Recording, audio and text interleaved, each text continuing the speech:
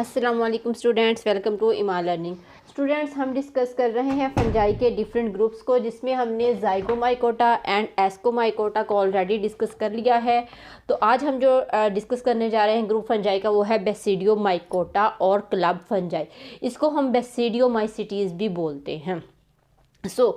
अगर हम बात करें स्टूडेंट इसकी कि जो क्लब फंजाई है वो मोस्ट फेमिलियर फंजाई है। ठीक है, इसका जो ग्रुप है बेसिडियोमाइकोटा का, यानी कि बेसिडियोमाइकोटा जो ग्रुप है ये मोस्ट फेमिलियर है बिकॉज इसमें कुछ स्पेशल टाइप के फंजाई जो है वो पाए जाते हैं, जैसे कि एडिबल मशरूम्स जो कि बहुत ज़्यादातर खाने में यूज़ होती है। Okay, and pathogen disease cause करते हैं डिफरेंट प्लांट को, जिसमें आ जाती हैं रस्ट एंड स्मट। ठीक है, जो आपको पता है वीट एंड कॉर्न के अंदर डिजीज़ कॉज करती है। इसको भी हम पढ़ेंगे नेक्स्ट लेक्चर में इंशाल्लाह, इसके लाइफ साइकिल्स को।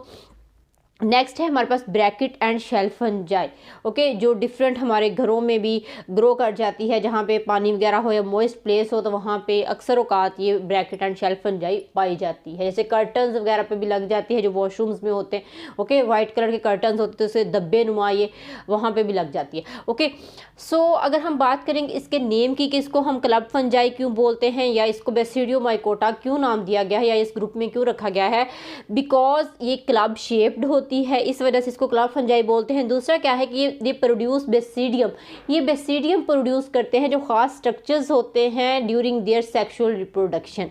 अपने सेक्सुअल रिप्रोडक्शन के दौरान ये बेसिडियम प्रोड्यूस करते हैं। ओके, और जिसके ऊपर बेसिडियोस्पोर्स लगते हैं, इस वजह से हम इसको नाम देते हैं बेसिडियोमाइकोटा का। ओके, बेसिडियो क्योंकि ये बेसिडिया प्रोड्यूस करते हैं, माइकोटा फंजाई से लिया गया है। ओके, इस वजह से इसका नेम रख दिया गया बेसिडियोमाइकोटा।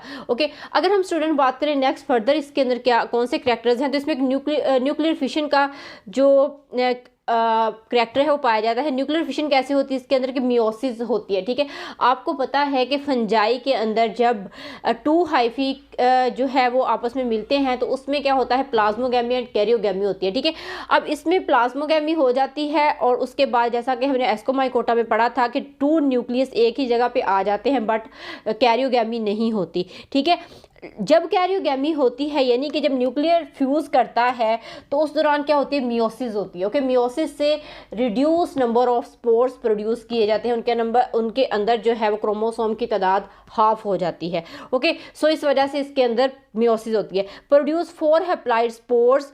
ओके, अब यहाँ पे एक बात समझने वाली है कि एस्कोमाइकोटा में और बेसिडियोमाइकोटा में क्या डिफरेंस है।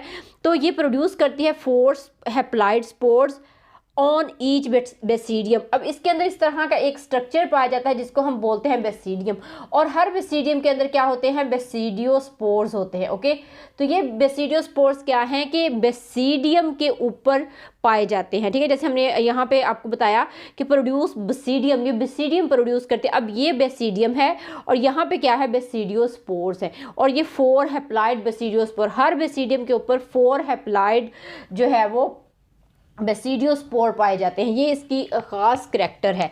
ओके, तो ये चीज़ आप लोगों ने याद रखनी है। ओके, अब यहाँ पे क्या है, बेसिडियम के ऊपर अगर हम एस्कोकार्प की बात करें या एस्कोस्पोर्स की बात करें, तो वहाँ क्या था, एक एस्कस बनती थी, और उस एस्कस के अंदर इनसाइड द एस्कस 8 टाइप के जो है वो 8 स्पोर्स जो है प्रोड्यूस होते थे। बट यहाँ पे क्या है कि बेसिडियम के ऊपर सिर्फ 4 स्पोर्स जो है वो प्रोड्यूस होते हैं। ये इन दोनों में डिफरेंस है, आप लोगों ने ये याद रखना है। ओके, अगर हम बात करें इसके डाइकैरियोटिक फेज की, तो इसका डाइकैरियोटिक फेज भी लेंथी होता है, जैसे एस्कोस्पोर्स के अंदर था या एस्कोमाइकोटा के अंदर था।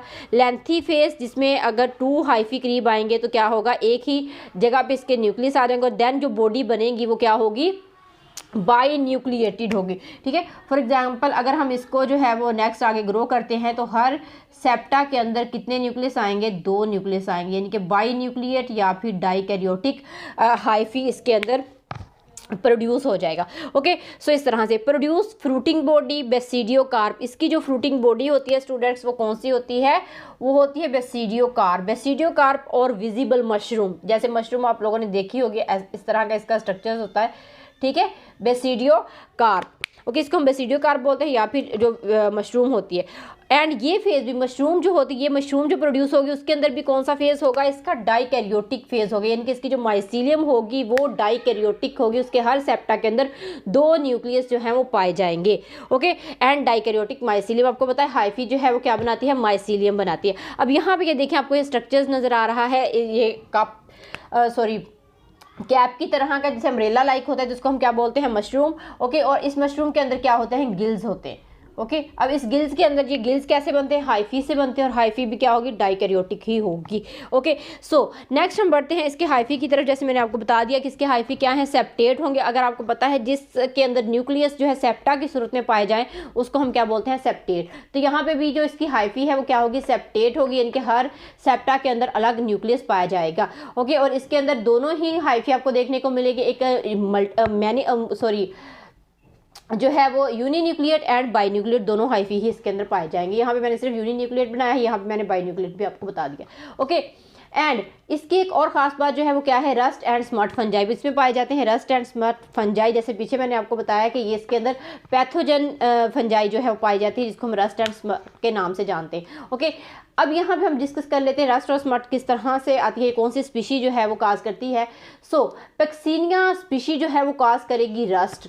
ओके, तो रस्ट अब क्या होती है, रस्ट और स्मट में डिफरेंस भी यहाँ पे आपको देखने को मिलेगा, सेम एज इट इज आप लिख देंगे आपके नंबर पूरे आ जाएंगे। ओके, पैक्सीनिया प्रोड्यूस करेगी रस्ट। ओके, रस्ट क्या होती है कि rusty orange yellow colour disease spots on their host, for example wheat and corn के अंदर। ओके, तो ये क्या होंगे, इसके रस्टी स्पोर्स, रस्टी होगा या फिर ऑरेंज येलो कलर के डिजीज स्पॉट बन जाएंगे उसके व्हीट पे, या फिर व्हीट के जो लीव्स होते हैं या फिर व्हीट का जो स्टेम होता है उसके ऊपर। ठीक है, इस तरह फॉर एग्जांपल यहाँ पे हम एक छोटा सा लीफ बना रहे थे, इस तरह से ये लीफ है।